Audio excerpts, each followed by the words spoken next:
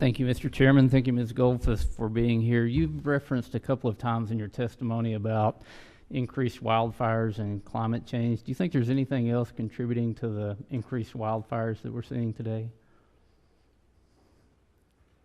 Can you repeat the question? Do you think there's anything other than climate change contributing to the increased wildfires that we see today? You referenced that a couple of times.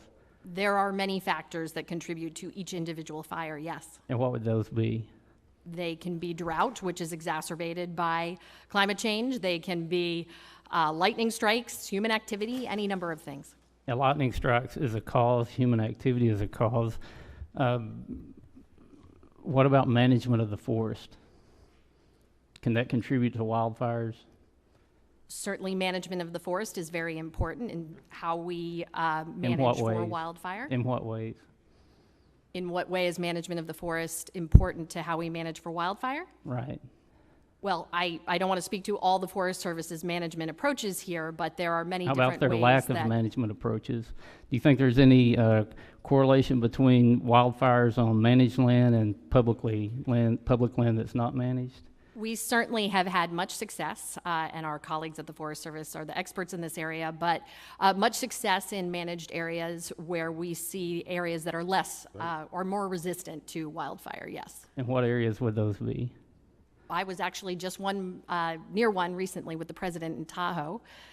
There's many stories about fire in that region where we have seen the difference between managed lands and not managed lands. So the managed lands have less fire and they're more resilient to fire than the unmanaged lands? It's not less fire, it just operates. The fire characteristics are different in the managed lands and than what's your training? What's your background? What is my background? Right. Prior to this job, I worked at the National Park Service, and then prior to that, I was here at the committee, and then prior to that, I worked at a think tank. And what's your educational background? What's my educational background? I graduated from Brown University, and I've studied political science. So you studied political science, which really isn't a science at all, but you're making scientific judgments on what causes wildfires. You come in and say that it's climate change that causes it, but you don't really understand about forest management, and the administration has pushed back on forest management.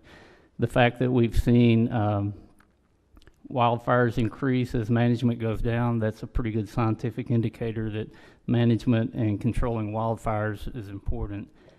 When you talk about the impact of this guidance, and I'm concerned about what it will have on a project that may have, prior to this guidance, simply conducted an environmental assessment and then issued a finding of no significant impact.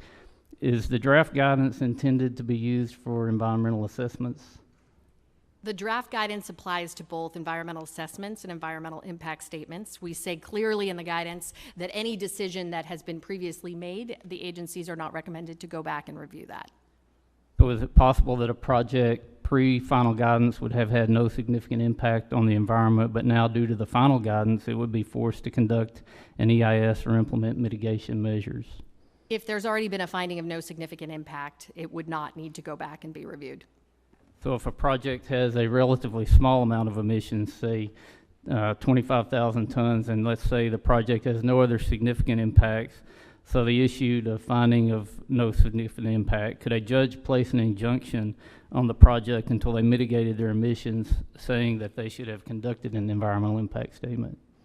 Is this a specific case to which you're referencing? Well, it's just in general, what could happen with this guidance? Well, I can't respond to what would happen if a judge said that the agency had to go back and review. I can tell you what happens now going forward. So what happens now? Now going forward, the guidance would recommend that agencies look at climate change in their NEPA reviews, and they do that through quantifying their greenhouse gas emissions. So what's the difference between 10,000 tons and 100,000 tons or 500,000 tons in context of global emissions? Is there any difference? I think what you're speaking to is really the nature of climate change, which is that there are millions of different actions that contribute to this overall threat that we see to the planet. What about the 100 million tons of carbon that went up in forest fires last year because we failed to manage our forest? Does that contribute to climate change? So as you would see in the guidance, we account for both ways to value the carbon stock nature of the environment or the natural resources and also the carbon emissions.